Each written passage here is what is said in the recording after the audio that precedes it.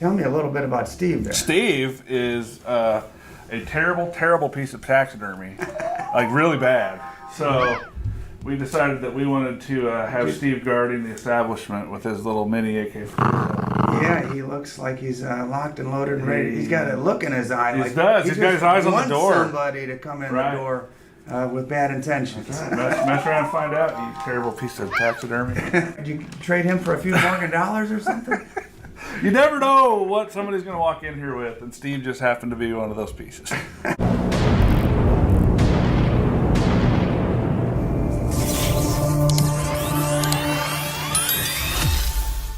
Down in Indianapolis, over on the east side in Lawrence Township, there's an awesome coin shop called the Lost Dutchman. Hello, silver fans. This is T, and you're in the place to be for silver education, acquisition, and entertainment. And hey, if you enjoy coin shop videos, you're in the right place. Be sure to subscribe. And if you enjoy today's content, hit that like button.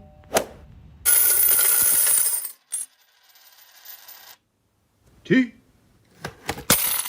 All right, guys, here with Matt Dinger at the Lost Dutchman Coins down here in Indianapolis. Matt, thanks for coming on the show, buddy. Hey, no problem. Glad to see you again. I threw it out there to my viewers. Hey, I'm going to a coin shop or two. You guys have any questions?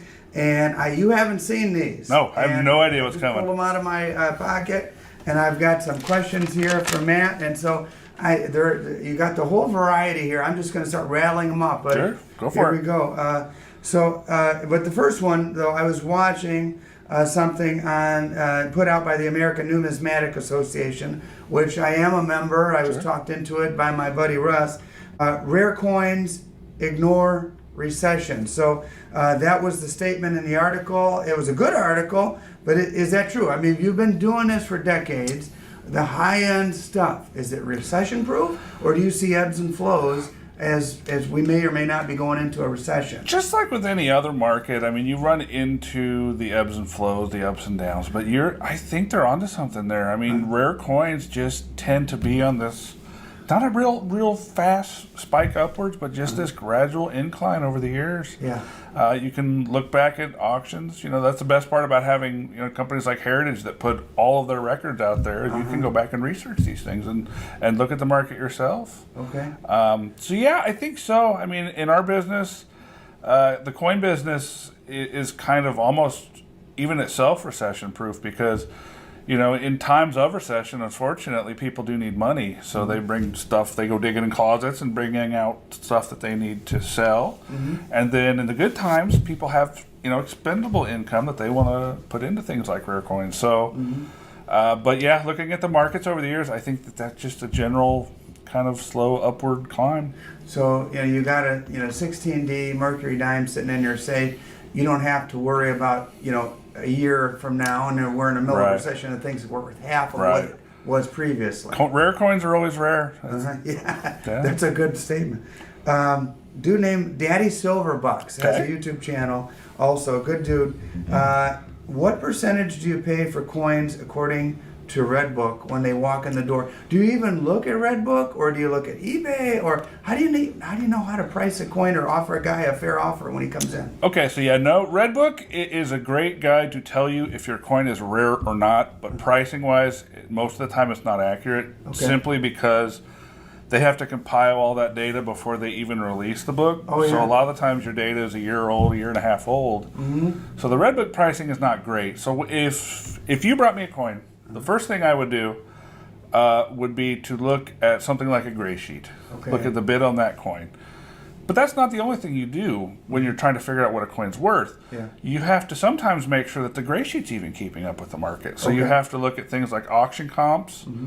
Gray Sheet is published once a month? Or it is, yep. Is there live online? They're both. There are options for both. The live online is actually better because they do update it and then push that data out instantly. So if they change a bid, it shows up online a month before it'll show up in the paper copy.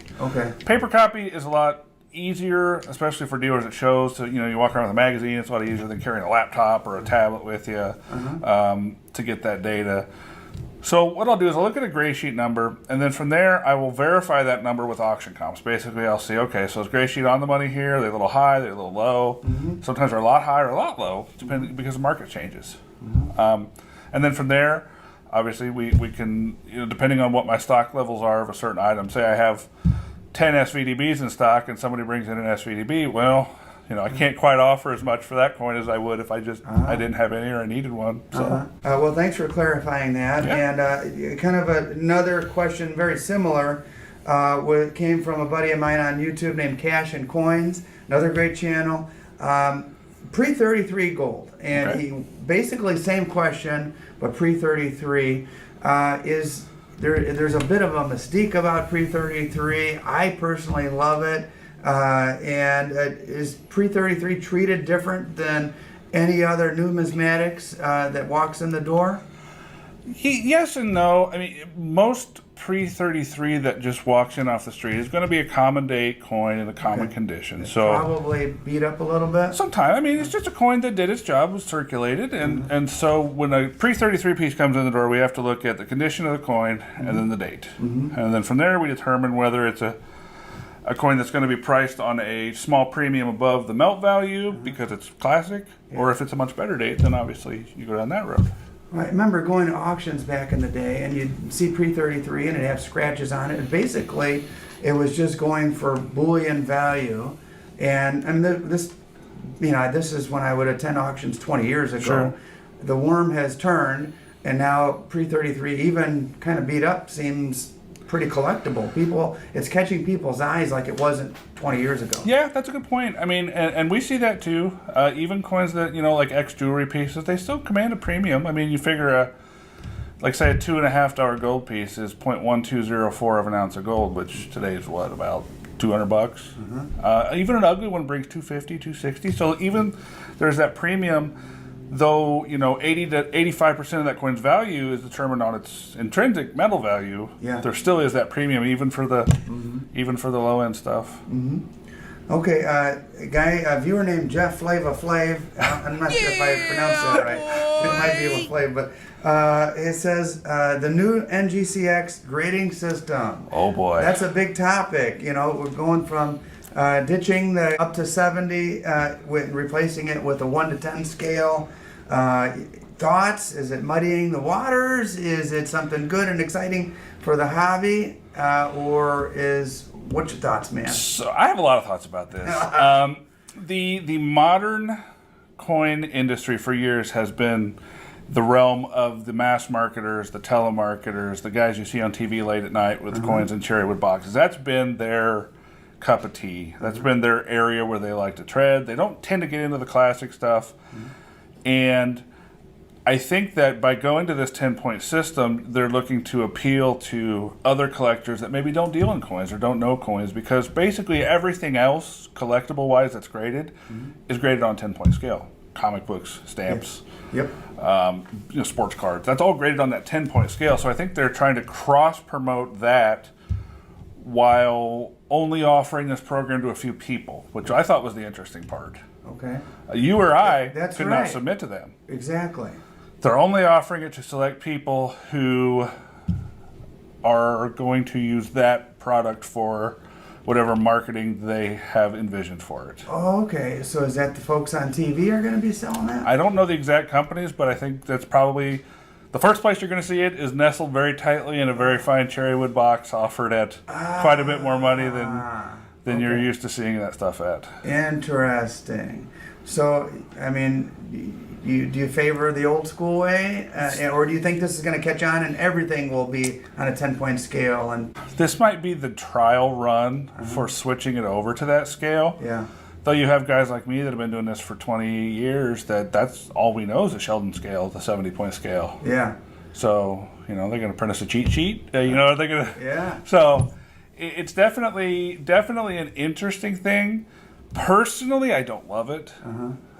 Just because why try to cater to other grading systems when we have our own that we've been using for that works. a long time? It's fine, yeah. We don't even use all the numbers in a 70-point scale. So, having decimal points on a 10-point scale is just basically equivalent to a 100-point scale. Nick P. he wants you to give the top 3 coins or series that are currently undervalued, Okay. but have potential to grow over time. Like the sleepers. What are the sleepers in the shop? Like, you know they're going to be worth more later, but people aren't noticing them. So sleeper coins, in my opinion, and it's going to sound really crazy, they're not even U.S. coins. My number one sleeper is actually just neat ancient coins. And I know it sounds really weird being a U.S. coin guy, but you can get super cool 2,000-year-old coins for $15, $20, $30. Yeah. That's awesome. Just as a history guy. Now, if you're talking about U.S. coin series, I've always been on the Buffalo nickel market. I love that market. Okay. I think as time goes on, these coins are just going to get more desirable because they're not pulling out giant rolls of them. They're not roll hordes of them anymore. So the coins in the market now are kind of the coins that are going to be there. They are a beautiful, beautiful coin. Yeah, they're absolutely stunning when they're super high grade or even like a nice circulated mid-grade coin. They're cool. Yeah. And then the last series, I think that if I had to point out a series, and Mike Nodelman from Harlan Burke, who's a great friend of mine and I do a podcast with, is going to hate me for saying this because I hate modern coins most of the time. Eisenhower dollars. Certified Eisenhower dollars. For some reason. That's a surprise. I know, but for some reason I feel like that's an undervalued market. I feel like really, really high-grade coins are actually really hard to grade, to get to grade. Yeah. So, kind of a top pop or close to top pop Ikes is a really interesting place to look. Yeah. Tell everybody what top pop means. And I just learned that term not too long ago. Yeah, top pop is basically the finest known example at a grading company. So, a top pop for an Ike dollar might be MS 67 plus or 68. It's just basically the top of the population, the highest graded example. Speaking of Mike, last time I saw him, his back was hurting a little bit. He said he's been carrying you on this podcast for so long. Yeah, he drives the boat, and I put gas in the engine. There you go. So that's how we put it. No, I'm just teasing you, man. You guys make such a wonderful, duo back and forth. It's fun to watch and listen to you guys. Heck yeah. If you haven't seen it, it's called The Coin Show. CoinShowRadio.com, Coin Show Podcast. You can find it. Facebook, YouTube, and basically anywhere you get podcasts in an audio format. So. And I'll put all the links down in the video description so people can come find you guys. Well, hey, I really appreciate the time. Hey, no problem. Anything else that you want to run by my viewers? No, I'm glad that you guys are here, and I love doing these things with you guys. So. Yeah. Well, thanks for the time. I'm going to head over to Cracker Barrel, and I'm going to let you get to work. And you've been very generous with your time. I really appreciate you, buddy. No problem. Thanks. All right. Special thank you to all of my channel members. And hey, if you're interested in becoming a channel member and supporting my efforts, check the video description. And thank you for watching. Now it's time to reveal what I purchased. Hey, Matt had an amazing pile of vintage silver rounds. Check out all of these that I picked up. And just for good measure, he found a lonely little Libertad for me out of the back. Here's another selection for you to enjoy. Oh, God.